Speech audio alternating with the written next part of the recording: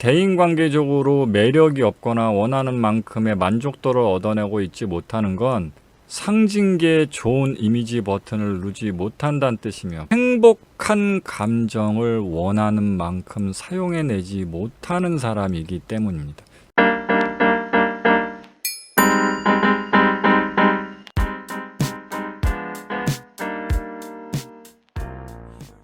저번 2부 강의 때 트랜스 이야기를 했었죠. 대인관계를 진행하는 데 있어서 다양한 방식들이 사용되는데, 그 중에서 우리가 이번에 트랜스라는 트랜스의 개념, 학문적으로 트랜스가 어떤 개념인지도 설명을 드렸었고, 그래서 트랜스를 가지고 상징계를 건드리는 부분들을 배워봤습니다. 그래서 제가 거기서 다양한 부분들, 이런 배우들 이야기를 해드리면서 소위 얘기하는 이제 비주얼적인 부분에서의 캐릭터 완성, 코디 완성을 통해서 일명 이야기하는 메스머리즘,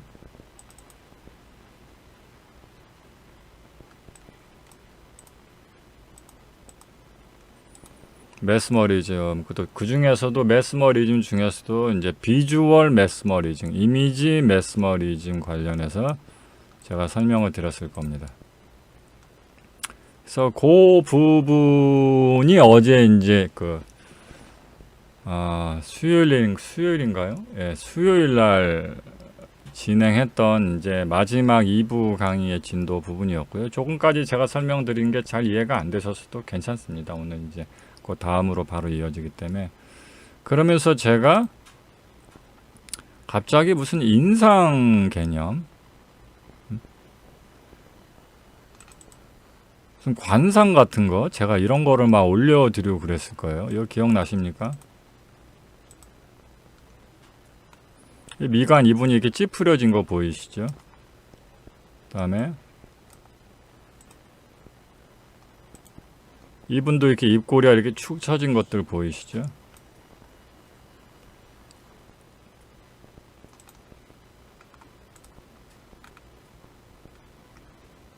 그래서 제가 그날 이 상징계라는 게 어렵지 않다고 말씀드려서 그런 말씀을 드렸습니다. 인간은 보이는 것을 욕망하고, 인간이 감정을 가질 때, 다시 한 번 더 감정 공식을 한번 써보겠습니다. 제가 예능스럽게 방송을 진행하고 있긴 하지만 이게 어쨌든 본 컨셉은 강의니까 겸사겸사 듣다 보시면 아주 풍부한 대인관계 관련한 교양의 상식을 쌓으실 수 있을 거예요. 상명학에서 얘기할 때 감정 공식이라는 걸 씁니다. 이 감정은 생각 플러스 감각이다. 우리가 가지는 모든 감정은 전부 다 이렇게 약간의 오감적 감각의 생각적 견해가 합쳐져서 감정이 됩니다. 당연히 욕망도 다양한 감정의 형태 중 하나이고요. 위에서 보시면 그래서 이렇게 감각이라고 표시된 부분을 주목하세요. 사실 이 감각은 여러분들 다들 알고 계시피 오감의 정보로 구성되어 있고, 그 오감 중에서도 가장 많은 퍼센트를 차지하는 정보 감각이 시각이죠. 이렇게 순서가 진행됩니다. 그래서 여러분들 다 들어보셨던 인간은 보이는 것을 욕망한다. 이왕이면 아름답고 이쁘고 멋지게 보여지는 것들을 욕망할 수밖에 없어서 대인관계상에서 보여지는 나의 이미지라는 건 엄청나게 큰 부분을 차지합니다. 그래서 약간 좀 저차원스럽게는 상명하객들의 어떤 보여지는 외모적 코디, 조금이라도 좀 스타일리시하게 보이고 이뻐 보이는 부분들도 제가 많이 강조를 하는 편이라서 아마 인문학을 가리키는 선생님들 중에서 가장 성형수술을 많이 추천하는 선생님이라고 제가 저 스스로를 자평하기도 하는데, 그래서 외적으로 아름다워지고 멋있어지는 것을 도외시하거나 그것을 우회해서 도달할 수 있는 가성비 높은 자기 개발이라는 건 사실 허구에 가깝기 때문에 잘생기고 이뻐질 수 있는 부분이 있다면 무리하지 않는 선에서 충분히 노력하셔야 되는 게 맞는 겁니다. 그래서 그런 부분들을 1차적인 접근이라고 한다면 뭐 우리가 더 아름다우고 이뻐진다고 해서 소위 얘기하는 무슨 뭐 엄청나게 잘생기신 분들 그냥 막 생긴 것만으로 아니 우리가 갑자기 막 이렇게 될 수 있는 게 아니잖아요. 이거 뭐 저 인터넷에서 본 건데 이거 베트남 분이래요. 틱토커. 예. 근데 이분 그 성형에서 이렇게 돼갖고 지금 뭐 인생 역전했다고. 예, 인생 역전했다고. 남자분도 있더만요. 이렇게 했던 분. 예? 이것도 있더라고요. 생각해보세요. 이쪽 얼굴에서 1번 얼굴에서 2번 얼굴 되는 것보다 더 뛰어난 자기 개발이 있을까요? 너무 그래서 뭐 허구를 쫓지 마시라고 말씀을 드린 겁니다. 상명은 되게 실증주의적 학문이기 때문에 이것도 생각해 보세요.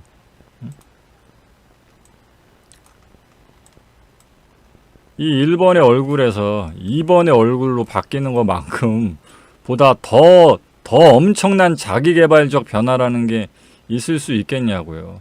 그래서 저는 아름다워지는 것들을 늘 많이 강조를 합니다. 근데 또 이렇게 또 세상에 또 노력한다고 다 또 되는 건 또 아니라서요. 머리가 이렇게 크신 분이 무슨 압축기로 머리를 짤 수 있는 것도 아니고 이게 성형한다고 뭐 어떻게 되는 건 아니잖아요. 취향데스 존중 요루시고 되는 건 아니잖아요. 비하하는 게 아니라 저도 얼굴이 좀 긴 편이거든요. 저분들을 비하하는 게 아니라 저도 똑같아요. 제가 성형한다고 어떻게 되는 게 아니라 저를 성형하려면 여기를 이렇게 잘라서 중간을 붙여야 돼요. 이렇게 이게 양악을 하면 되는 게 아니고 여기가 줄여요. 위에 얼굴이 긴 걸 어떻게 해. 여기를 중간을 잘라갖고 이렇게 파인애플 자르듯이 잘라서 중간을 어디다 버리고 이렇게 붙여야 되는데 그러면 죽는 거잖아. 그러면 죽어야 되는 거예요. 현대 과학기술로는 불가능하잖아요. 뭐 저분들은 못생겼고 저는 잘생겼다고 얘기하는 게 아니고요. 저는 늘 말씀드렸다시피 저의 외모 점수 몇 점이라고요? 예, 우리 제 가족들이 인증한 공식 외모 지수 3.5의 남자. 예? 저는 공식 외모 지수 10점 만점에 3.5의 남자라고 말씀을 드리잖아요. 이 사람이 뭐 무슨 컴퍼비치? 베네딕트 컴퍼비치? 이름 발음하기도 어려워갖고. 예? 베네딕트 컴퍼비치. 이것도 이 사람이 또 실사진이 안 나왔네. 하여튼 이 사람 닥터 스트레인지 주인공. 이 사람 배우 표현에 항상 따라붙는 게 잘생김을 연기하는 사람이라는 그런 표현이 붙더라고요. 그래서 제 스스로 이제 제 상명 확인들하고 벌써 제가 생활한 지가 15년이 넘었으니까 저를 또 오래 보셨을 거고. 그래서 제가 제 생긴 거는 지금 여러분들 보시는 그대로입니다. 이게 무슨 보정이 되는 무슨 뭐 중국 틱토커들이 쓰는 그런 웹캠 갖고 한 게 아니고요. 그냥 생 웹캠이라서요. 이게 지금 제가 이렇게 정면을 어디로 봐야 되는지 모르겠지만 이렇게 본 얼굴을 저 실제로 만나시잖아요. 그럼 실제로도 똑같이 이렇게 생겼어요. 그냥 3.5의 남자입니다. 3.5 공식 외모 지수 3.5의 남자. 근데 저는 이렇게 3.5처럼 생겼지만 정말 잘생겼다는 소리를 어마어마하게 많이 들었어요. 어마어마하게 많이 듣고 너무너무 좋아한다. 이 세상 최고의 남자다. 예? 너무너무 존경한다. 사랑한다. 이런 얘기를 뭐 웬만한 존잘급 이상으로 많이 들었단 말이에요. 그러니까 쉽게 얘기하면 이 닥터 무슨 베네딕트 컴버배치? 예. 이 사람이 표현한 것처럼 저는 뭔가 어떤 특별한 대행 기술을 사용해서 잘생김을 연기한 게 아니라 잘생겼다고 세뇌를 하는 수준. 엄청나게 잘생기게 콩깍지를 거의 세뇌 수준으로 잘 씌운 사람인 거죠. 그래서 제가 여러분들도 이왕이면 아까 이런 사람들처럼 좀 이쁘게 좀 외모를 업그레이드 할 수 있으면 업그레이드 하지만 뭐 저처럼 이렇게 뭔가 좀 한계가 있을 수도 있으니까 그 부분들은 잘생긴 것처럼 이 세상 최고의 남자 여자인 것처럼 콩깍지로 좀 씌워보자. 그래서 콩깍지를 씌우는 그 방법적 부분에서 제가 상징계 그 중에서도 이제 비주얼적인 보여지는 시각적 부분에서의 상징계 사용을 제가 그날 2부 강의 때에서 말씀을 드린 거예요. 그런데 이런 부분들이 말 그대로 뭐 상징계라는 건 보여지는 부분들을 통해서 연상되고 바로 떠올려지는 그런 걸 뜻하거든요. 제가 대표적으로 하나 이해를 한번 드려보겠습니다. 뭐 상명학을 어느 정도 배우신 분들은 상징계 그럼 이해를 하시지만 다른 분들은 모르실 수가 있으니까. 일명 구찌 그린이라는 색깔이 있습니다. 이게 구찌 그린의 녹색이에요. 근데 지금은 제가 이렇게 구찌라는 로고를 같이 보여주면서 녹색을 보여드렸잖아요. 근데 이걸 제가 더 확대를 해보겠습니다. 이렇게 하면 사람들은 얼핏 봐서 이게 구찌인지 뭔지 몰라요. 그냥 녹색의 스웨터만 보일 뿐이죠. 그렇죠? 그러니까 우리가 처음 봤을 때는 여기 구찌라는 로고가 달려있고 그 옆에 녹색이니까 이 녹색이 구찌라는 브랜드 효과 때문에 이 녹색이 좀 고급스러워 보였다고 치자고요.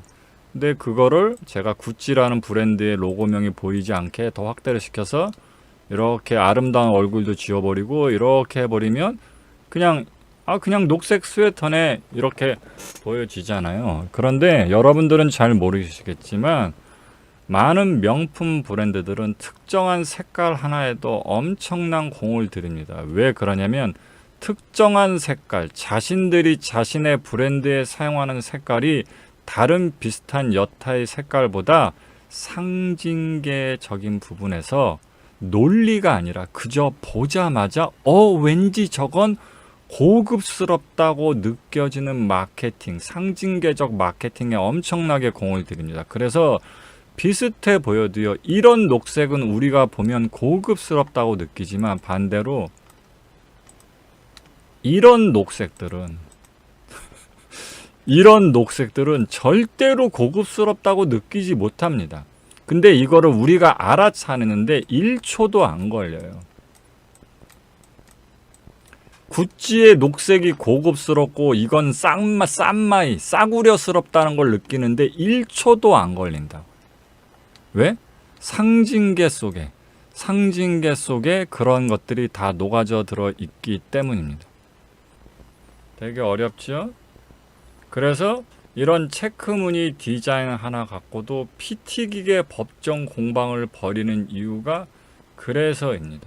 상징계를 자신들이 지배할 때 자신의 브랜드 자체 이미지에서 고급스러운 명품의 이미지를 지켜갈 수 있기 때문입니다. 그래서 중요한 건 우리가 우리를 구구절절 길게 설명하는 게 아니고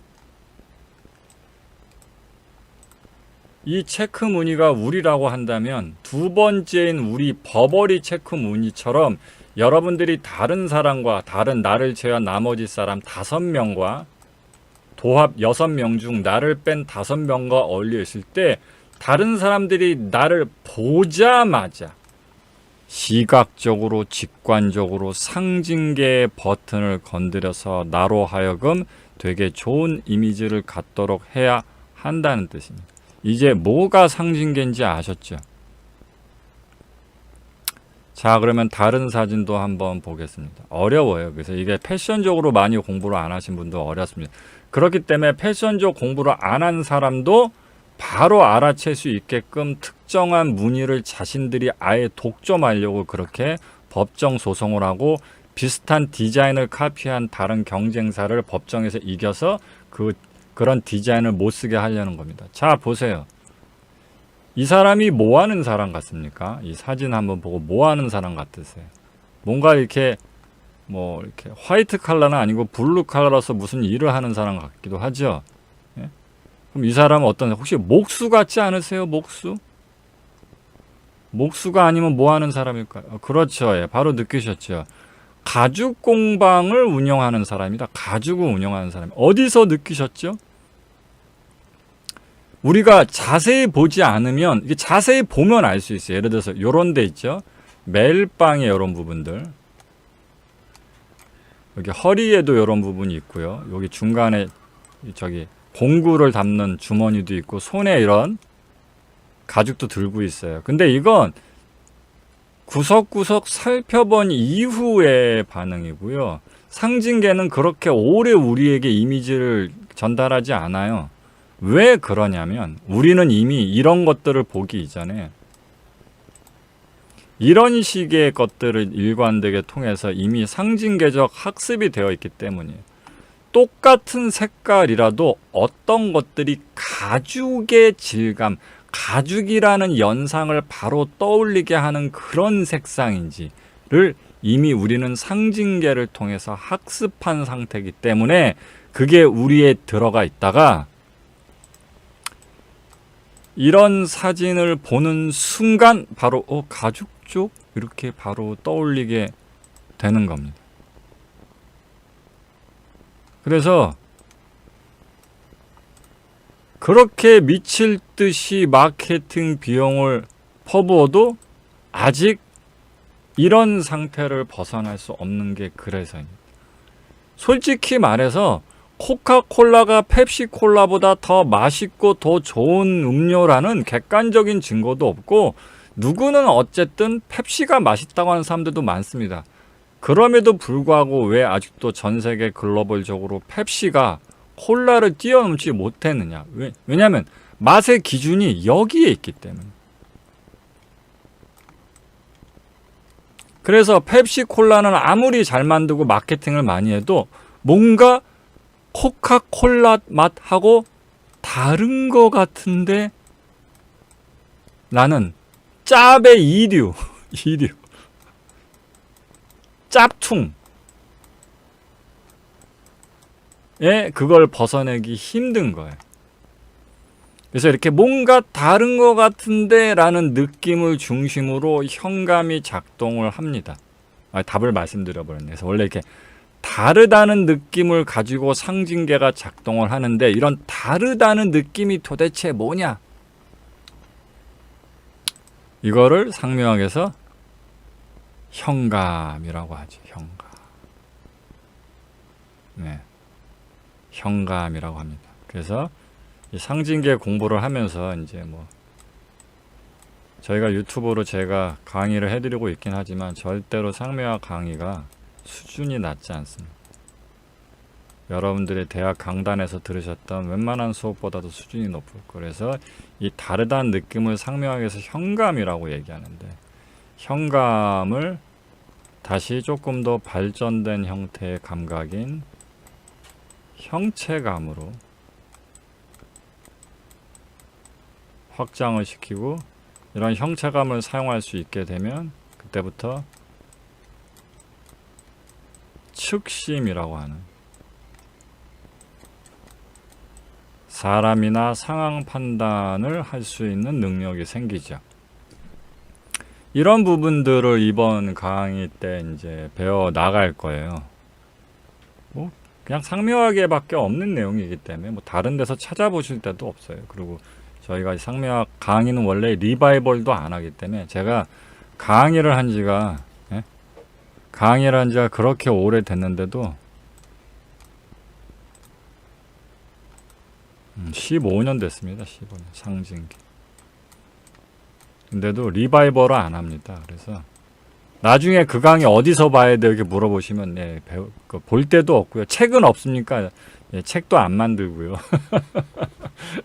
강의 자료 제공을 안 합니다. 그때만 들으셔야 돼요. 이렇게 실시간으로 들으셔야 됩니다.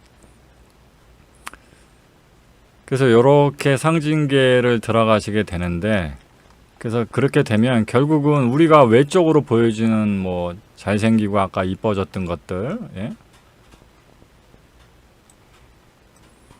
조금씩 조금 전에 이 부분 말씀드렸던 거 비주얼 부분에 상징계가 보여지는 중심으로 작동한다는 거. 예, 그거는 이제 살짝 개념을 잡으셨죠? 그래서 그 보여지는 비주얼적 상징계 중에 뭐가 있을 수 있을까요? 당연히 조금 전에 보여드렸던 이런 얼굴 같은 게 잘생기고 이쁜 거, 이쁜 얼굴. 예? 잘생긴 얼굴도 포함이 될 거고. 그 다음에 아까 말씀드렸던 구찌의 고급스러운 녹색과 트로트스러운 싸구려 녹색의 느낌, 또는 여타의 흔해 빠진 체크 무늬와 버버리 체크 무늬의 차이점, 이런 식의 뭐 패션이라든가 디자인 이런 측면도 되겠죠. 그게 이제 1차원적인 측면의 비주얼 상징계를 뜻하는 거고요. 그러면 이제 여기서부터 이제 조금씩 수준을 높여가야 되잖아요. 그저 뭐 이런 거라 하면 그저 잘생겨져라, 옷 잘 입어져라, 뭐 코디 잘해라, 뭐 이런 거밖에. 보리스님도 그게 눈에 들어오십니까? 교정이 진짜 잘 됐다. 나도 잘 될 수 있을까? 저도 그런 생각을 합니다. 그렇게 되면 이제 1차원적인 거고, 이제 2차원적인 부분들을 이제 들어가야 되는데, 자,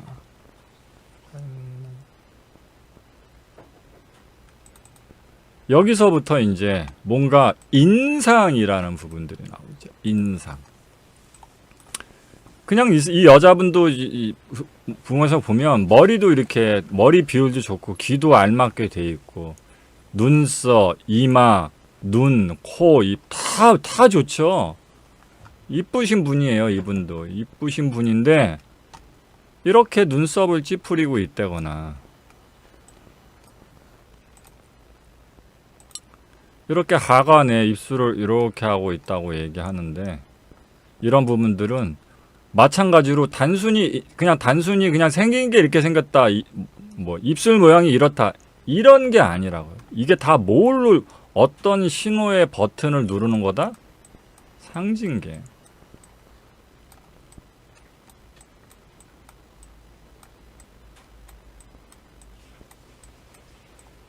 그래서 우리는 살아오면서 엄마의 표정, 가족의 표정, 선생님의 표정, 친구의 표정, 다양한 미디어를 본 시청각의 학습을 통해서 우리는 어떤 사람의 인상이 찌그러질 때, 입꼬리가 이렇게 처질 때, 그것을 통해서 되게 부정적이고 안 좋은 것들을 연상하도록 학습이 되어 있다고요, 이미.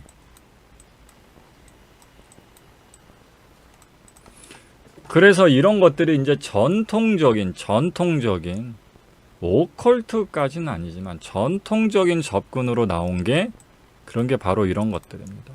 여러분들이 많이 보셨던 관상. 뭐 요즘 네티즌들이 관상을 되게 좋아하더라고요. 관상은 과학이다. 아, 그리고 그 말 나온 김에 그 신림동 살인 사건 엊그저께 났잖아요. 그거 우연찮게 저기 웹상에서 검색해 보다가 그 사람 얼굴이 그대로 나온 거를 한번 봤는데 너무 멀쩡하게 생겼더라, 진짜. 그래서 깜짝 놀랐어. 저도 관상하는 사람 중에 한 사람으로서 너무 멀쩡하게 생겨갖고 깜짝 놀랐는데, 어쨌든 그래서 이 관상이라는 부분들이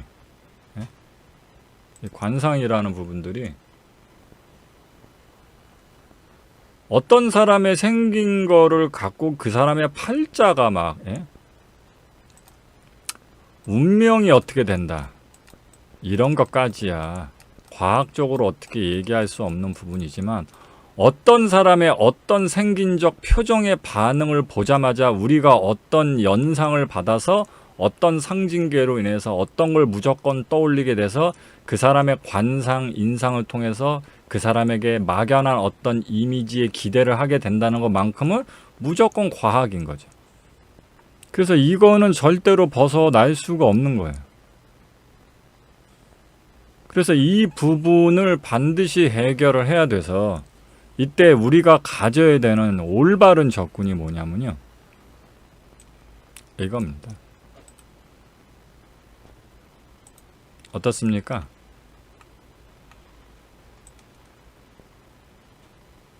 강아지지만 보기만 해도 기분이 좋아지지 않으세요? 그 신화학으로 유명한 리차드 캠벨 맞나? 이름을 정확하진 않은데 아마 맞을 거예요. 신화학으로 유명한 리차드 캠벨이라는 학자의 그 책에 보면 어떤 내용이 나오냐면 동물이고 사람이고 주둥아리가 짧고 코가 낮고 납작할수록 귀여움을 많이 느끼게 된다는, 사람이고 동물이고 귀여움의 본성을 건드리도록 설정이 되어 있다. 왜냐하면 왜 아기들은 아기스럽게 생기고 왜 동물들도 새끼들은 귀엽게 생겼냐면 진화적으로 그렇게 만들어졌다는 거예요. 왜냐? 새끼일 땐 스스로 먹이도 구할 수가 없고 뭐 천적애로부터 뭐 목숨을 잃을 수도 아주 위험하고 연약한 상태잖아요. 그럴 때 연약한 자신을 보호하기 위해선 상대방의 보호 본능 또는 모성애를 자극하도록 생기는 게 생존과 진화 발전에 유리하기 때문에 그렇게 생겨서 모든 어린 생물들은 쥐새끼, 돼지새끼, 새, 뭐 강아지, 심지어 사람 할 것 없이 전부 다 누군가의 사랑을 하게끔 만드는 본성을 건드린다는 거죠. 그게 신화학 얘기에 나오는데 그러면 결국 그게 무슨 얘기겠습니까? 예? 이런 분들을 보면서 이런 분들 외모를 제가 지적하는 게 아니라 이분이 실제로는 되게 좋은 분일 수 있어요. 실제로는 되게 좋은 분이고 되게 괜찮은 사람일 수 있는데 그건 중요하지 않다고요. 왜냐고요? 우리가 사람을 판단할 때 결정하는 차원은 현실계가 아니고 상징계거든요. 상징계에서 사실 여부와 관계없이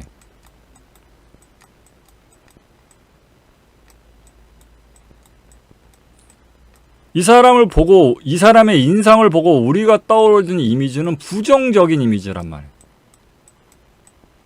그게 사실이 아닐 수도 있어요. 이 사람은 되게 좋은 사람일 수 있는데 근데 그건 중요하지 않다고요. 왜냐하면 우리가 무엇을 보고 어떤 것을 떠올리게 하는 그런 학습은 상징계를 건드리기 때문에 사실 여부와 관계가 없거든요. 그래서 여러분들 다 아실 거예요. 얼마 전에 어떤 분이 올리셨더라고요. 어린아이들은 못생긴 사람의 말을 믿지 않는다. 왜냐? 어린아이들은 주로 동화라든가 교육적인 내용을 많이 보는데 그걸 보통 선악의 개념으로 많이 동화가 설명을 하잖아요. 당연히 착한 사람이 나오고 나쁜 사람이 나오는데 착한 사람은 다 어떻게 생겨서 동화에 나온 사람들이 다 이렇게 생겼어. 에? 에? 제가 이 사람 옆에 있잖아요. 그럼 제가 악당인 거야. 이렇게 생긴 사람이 악당인 거예요. 방향을 해볼까요? 이것도 이렇게 해서 내 얼굴 쪽으로 이렇게. 에? 제가 이렇게 생긴 사람이 악당처럼 생겼잖아요. 이해됐어요? 이렇게 생긴 사람이 착한 사람인 거고 저같이 생긴 사람이 거기 나오는 믿으면 안 되는 악당으로 나오는 사람인 거. 이게 바로 오징어 현상이라는 거죠. 왜냐면 아이들은 잘 모르잖아요. 그 개념적으로 선악을 설명하면 잘 모르니까 좀 이쁘고 아름답고 반듯한 거를 선한 이미지로 설명을 하기 마련이니까. 근데 실제로는 이 사람이 나쁜 사람일 수도 있는지 모르죠. 차은우가 나쁜 사람인지 누가 알겠어요. 그렇지만 어쨌든 중요한 건 상징계상에서는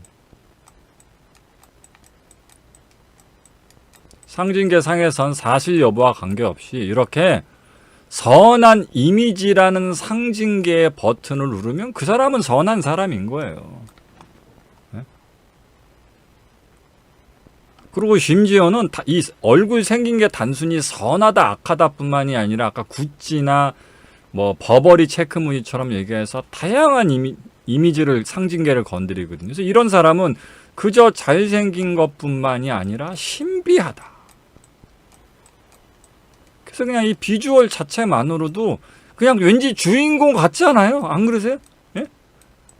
아니 이렇게 생겼는데 이런 사람이 하인이고 막 이런 게 말이 되냐고.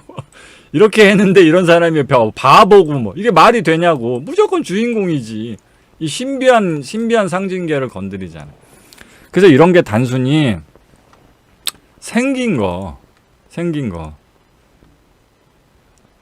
또 하나 다른 비유를 또 하나 들어볼게요. 이분이 남자로 느껴지지 않는다고 여성분들이 얘기했을 때 도대체 어떤 현감의 상징계 버튼을 눌렀길래 그렇게 이름님 어서오세요. 하관이 아니고요. 보통 우스갯소리로 많이들 들어보셨을 거예요. 스킨십이 도저히 안 될 것 같은 남자하고 여자는 못 사귄다고 그런 얘기 많이 하죠. 예? 아무리 뭐 퐁퐁이 좋고 능력도 좋고 다 좋지만 뭔가 이 남자하고는 절대 스킨십이 불가하다. 이건 진짜 때려 죽여도 저 남자하고는 스킨십 못 하겠다. 그러면 사실 그 남자하고 연애를 못 하잖아요. 그때 스킨십에서 뭔가 어떤 그 기준이 되는 그게 키스거든요. 키스. 여성분들은 많이 공감하실 거예요. 어떤 남자하고 나 저 남자하고 도저히 키스를 못 하겠다. 저 남자하고 진짜 때려 죽여도 키스는 못 하겠다. 그러면 연애가 키스 안 된다? 그럼 연애 안 되는 거예요. 연애 안 되는 거고 당연히 연애가 안 되니까 남자로 느껴지지도 않는 거죠. 그래서 요 사람의 입이라고 얘기하면 50점. 그래서 입술이라고 얘기하면 70점이 됩니다.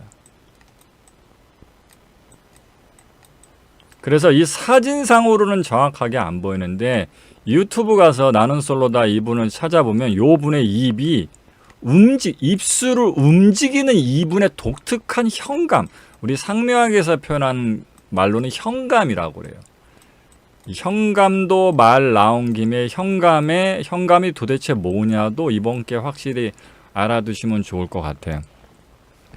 다른 데서는 배울 수가 없기 때문에 뭐 막연한 직관력, 느낌, 촉, 필 이런 거 맨날 비과학적으로 쫓아다니셔봤자 그런 제대로 된 상대 파악, 거짓말 파악 이런 거 잘 못하시거든요. 그래서 뭐 되지도 않는 서양인 방식의 뭐 바디 랭귀지 분석, 얼굴 미세 표정 분석 같은 뭐 마이크로 익스프레션 약간 이런 오컬트도 아닌 것이 과학도 아닌 것이 중간에 유사가 같은 또는 미신적 자기의 촉각, 필 약간 이런 막연한 걸 쫓게 되시거든요. 그래서 현감이란 무엇이냐? 앞으로 현감, 형체감을 통해서 상징계 상징계 코디법, 상징계 측신법 이런 거를 배우게 될 텐데 상묘학에서 얘기하는 현감이라는 걸 이번 게 이렇게 알아두시면 좋을 것 같습니다.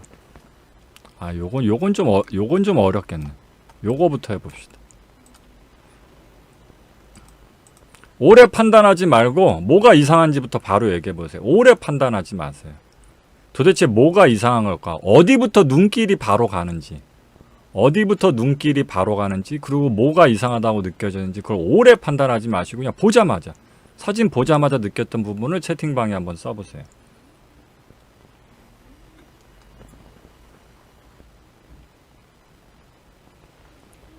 네, 뭐 상묘학 분들이야 뭐 워낙 오래 공부하셨으니까 다들 아시겠죠. 바로 정답은 요겁니다. 다른 액자들은 좌우 균형 맞춰서 기울어지지 않게 똑바로 걸려 있었지만 요것만 이렇게 삐뚤어하게 기울어져서 걸려 있죠. 만약에 우리들이 어떤 곳에 우연찮게 가서 별다르게 집중을 하지 않은 상태에서 집중 없이 무심하게 걸어가다가 우연히 이 장면을 보게 되더라도요, 우리는 1초도 안 돼서 우리의 뇌는 이 액자가 삐뚤음하게 걸려 있다는 걸 바로 본능적으로 알아챕니다. 즉 이건 노력의 영역이 아니에요. 그냥 자동 반응적, 본능적 영역, 보통 얘기하는 파충류의 뇌라는 보통 삼중뇌 이렇게 얘기하는 영역에서 동물의 뇌, 본성의 뇌, 파충류의 뇌를 건드리는 그런 자동적인 영역에서 바로 아무런 노력할 필요 없이 이런 액자를 저절로 포착하게 됩니다. 그러면 왜 그러느냐가 대단히 중요합니다. 이거 사진으로 설명하니까 아주 좀 쉽네요, 이해가. 이게 원래 말로 설명할 땐 좀 어려웠는데 이것도 마찬가지로 한번 봅시다. 자, 뭐가 보이십니까? 저기 풀숲에 사자가 요렇게 빼꼼히 요렇게 있는 게 보이시죠? 근데 어떤 뭐 사슴이 이렇게 아프리카 초원에 사슴이 있는데 사슴이 이 초원에서 계속 평생 살았다고 쳐보자고요. 그러면 이 사자가 없었을 때 맨날 똑같은 초원이었을 거 아니에요. 근데 여기서 딱 요만큼만 달라진 거예요. 평소보다.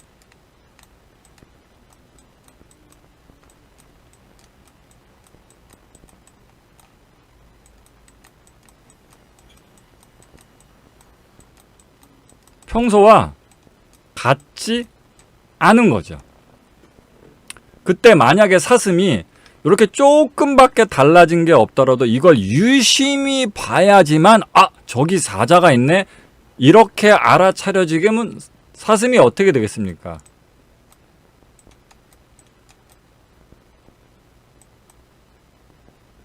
뭘 꽥을 어떻게 써야 돼? 꽥 죽겠죠? 그렇잖아요. 때로는 사자가 더 숨어서 여기 위에 갈색밖에 안 보일 수도 있는데 근데 이거를 뭔가 집중을 하고 생각을 하고 분석을 하고 고민을 해야지만 이걸 알아낼 수 있다. 그러면 맨날 꾀긴 거야.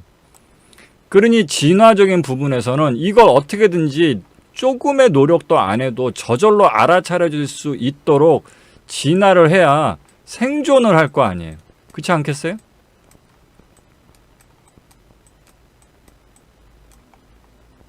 그렇죠. 꾀기 이 꾀기인가요? 꾀? 이런 어려운 강의라면서 제가 맞춤법이 아주 약간 그래서 그래야 생존을 할 거 아니에요. 그래서 그렇다고 이 사자의 요것만 보고 사자구나 이렇게 알아차리는 건 불가능하기 때문에 평소의 모습에서 뭐라도 조금이라도 달라진 게 있으면 뭔가 이상한 것 같아. 이걸 다른 말로 감 이라고 표현하거든요. 그게 모든 평소보다 뭔가 달라진 것 같은 이상한 이질감이 생기면 무조건 우리의 불편한 감각 뭐 찝찝한 것 같은데 이거 뭐지 약간 아닌 것 같은데 저건 뭐지 이렇게 신경 쓰이고 불편하고 찝찝하고 거슬리고 이런 식의 것들을 건드리게 됩니다. 이제 이게 뒤에 넘어가면 뭐 주역이니 심역이니 거기서 나와서 또 화선줄이니 뭐 매화역순이 뭐 이렇게 나오면서 기징 조징 신, 기미, 징조, 조짐, 징후, 신호 이런 식으로 해서 되게 뭐 다른 사람의 어떤 숨겨진 비밀을 알아낸다거나 미래를 판단한다거나 하나 좀 복잡한 상묘하게 내용들로 이어져요. 그걸 여러분들이 그 구독자, 시청자인 분들 상태에서 언제쯤 진도를 배울 수 있을지 모르겠지만 이런 원초적인 현감, 이 달라지는 이질감의 현감이라고 하는데 이제 이 현감은 동물도 다 가지고 있고 인간도 다 가지고 있다고요. 이해되셨죠? 그래서 그런 부분들이 생존에 도움이 되기 때문에 우리의 현감, 이질감으로 가지고 있는 겁니다. 근데 이걸 이해하지 못한 채 그냥 막연히 뭔가 내가 볼 땐 될 것 같은데 뭐 내가 볼 때 뭐 나한테 거짓말하는 것 같 이런 식의 되지도 않는 이상한 걸 쓰니까 사실 이게 무슨 약간 샤머니즘 또는 오컬트적으로 이렇게 치부되거나 제대로 쓰지를 못하는 거예요. 자, 이번 기회에 현감이라는 게 도대체 뭐고 과학적으로 진화적인 과정에서 왜 만들어졌고 어떤 식으로 느낌이 발생하며 어떻게 사용되는지 기본적인 개념을 알게 되셨죠? 그래서 사자뿐만이 아니라 아까 도시 돌아와서 이런 분들의 인상 파악 때도 사슴이 사자를 판단할 때처럼 똑같이 파악이 된다고요.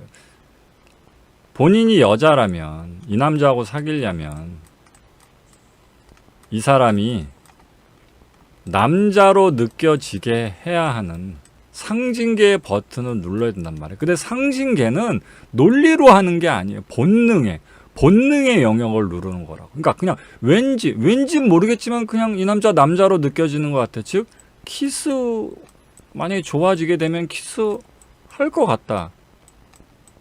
아니면 못 할 것 같다. 이런 버튼의 작동이 1초도 안 돼서 일어난다고. 1초도 안 돼서. 그러니까 당신이 이게 일단 남자가 남자로 느껴지지 않는다. 키스를 못 할 것 같다. 이렇게 버튼이 눌러져 버리면 그냥 게임 아웃인 거예요. 게임 아웃인 거. 할 수 있는 게 없어요. 뭐 어쩌고 저쩌고. 그래서 이분이 그걸 모르시더라고. 나중에 보니까 뭐 메이크업도 하시고 막 눈썹도 이렇게 그리시고 뭐 이쁘게 단장하고 뭐 그 방송 후기 때 출연하셨던데 소용이 없어요. 소용이. 다 나가리란 말이에요. 근데 아무도 이런 걸 몰라. 가르쳐 주는 곳이 없으니까. 그래서 키스가 돼야 되는데 키스는 입술로 하잖아요. 입술로 한단 말이에요. 근데 여러분들 어느 본인이 남자분이든 여자분이든 어떤 이성하고 키스할 때 상대방이 자기 윗입술만 쪽쪽 빠는 여자, 쪽쪽 빠는 남자 보셨어요? 키스는 입술로 하니까 윗입술, 아랫입술로 갖고 할 텐데 아랫입술은 냅두고 윗입술만 쪽쪽 빠는 사람 보셨냐고. 어? 없어요, 그런 걸.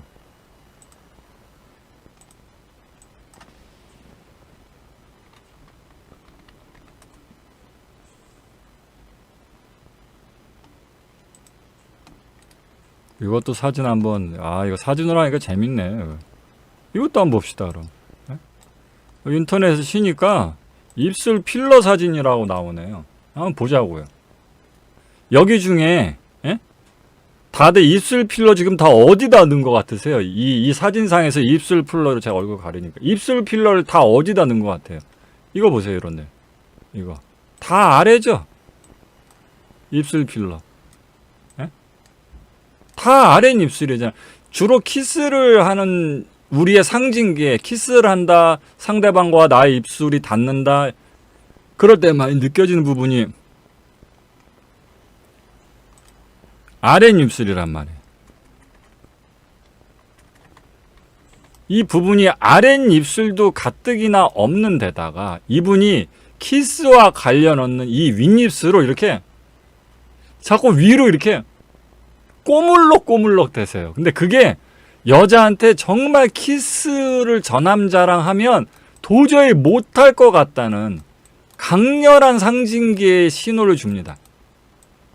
이분 궁금하면 이분 유튜브 들어가서 이분 말할 때 저분이 윗입술을 계속 가뜩이나 얇아서 느낌도 없는 데다가 여기 윗입술을 계속 뭔가 이렇게 벌레처럼 계속 꼬물럭 거리는 게 나올 거예요. 그럼 그걸 계속 보고 계시면 정말 저 입술에는 키스를 못할 것 같다는 느낌이 바로 올 겁니다. 이게 왜 그렇다? 근데 사실은 이걸 제가 설명을 해드리니까, 왜냐하면 저는 형감, 형체감 이런 걸 통해서 측심을 하고 이런 걸 분석해 두는 전문가니까 이렇게 말해줄 수 있는데, 이렇게 말을 안 해주고 여자들한테 저 남자로 느껴지냐, 키스할 거 같냐, 당연히 별로일 것 같다 얘기하면서 부정적으로 얘기할 거란 말이에요.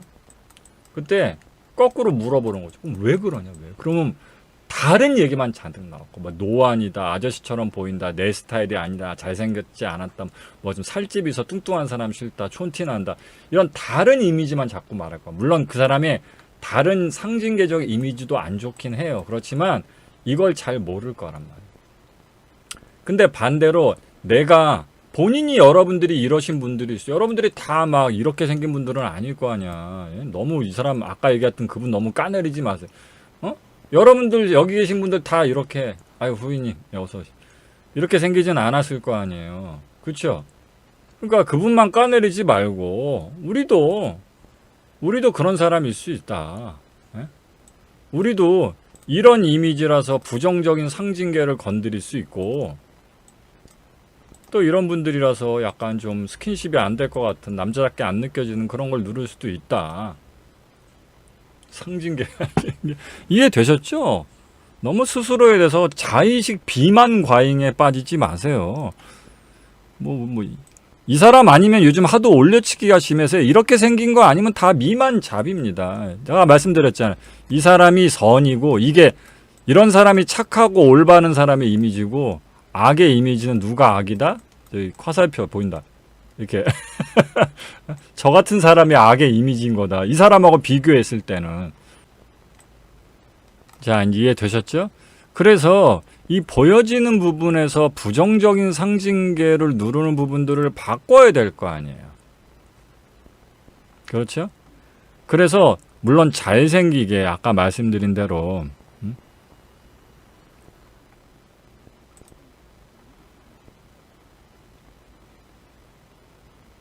잘생기게 바꾸는 것도 좋은데 우리가 그렇다고 뭐 엄청나게 잘생겨질 수 있는 건 아니니까.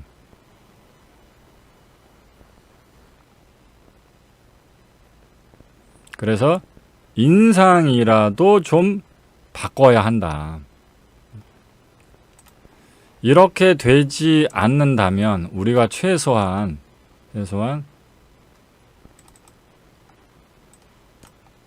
이런 부분을 없애야 한다. 이제 이해됐죠?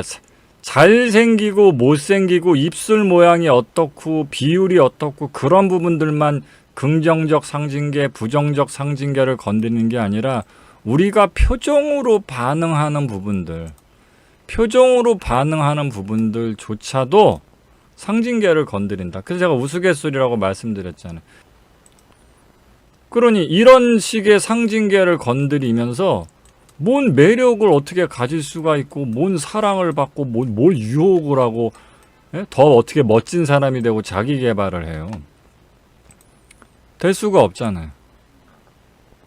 그래서 이런 부분들은 단순히 뭐 표정 관리를 어떻게 한다, 뭐 눈 모양을 어떻게 한다, 이렇게 되시는 부분들이 아니라 근본적으로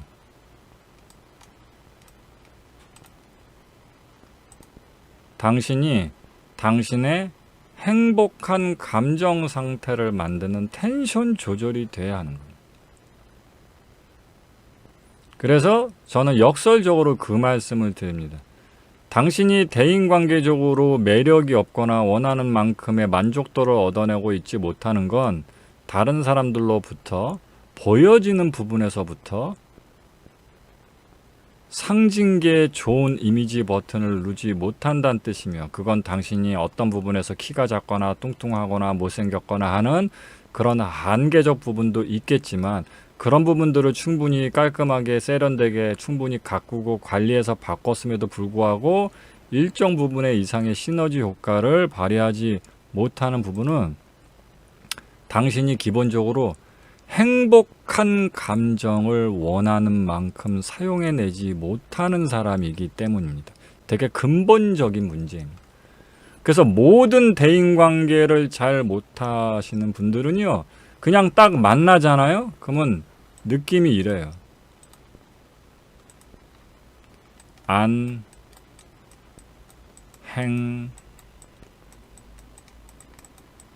행복한 사람이구나. 근데 이 세상에서 가장 부정적인 상징계를 잘 눌러서 마치 코로나 바이러스처럼 멀리하게 만드는 그 상징계가 뭔지 아세요? 안 행복한 사람처럼 느껴지는 겁니다.